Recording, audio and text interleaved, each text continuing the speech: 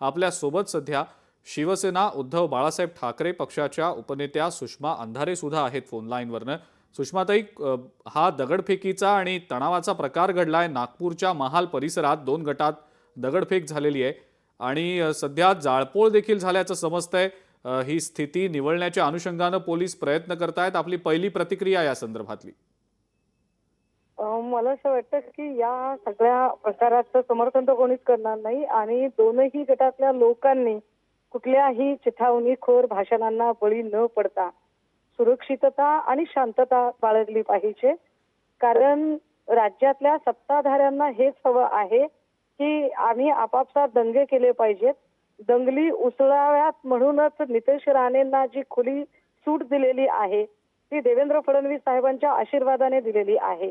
आणि तरीही महाराष्ट्र समंजसपणे वागतोय आणि महाराष्ट्रात कुठेही दंगल होत नाही म्हटल्यावर देवेंद्रजींना स्वतःच्या कंट्रोल सिच्युएशन मध्ये स्वतःच्या मतदारसंघात आता दंगल काय कशासाठी ही घडते याची उत्तरं त्यांनी दिली पाहिजेत.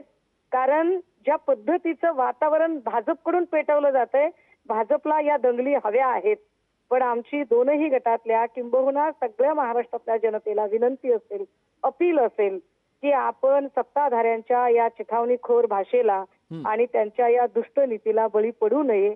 कारण त्यांच्या खुर्च्या गरम होतील, मात्र आमच्या पोरांचे क्रिमिनल रेकॉर्ड तयार होतील आणि निष्कारण पोरं जी उद्या चालून नोकऱ्या करणार आहेत, आपापल्या आयुष्यात सेटल होणार आहेत, ती पोरं कोर्टाच्या खेटे घालत असतील.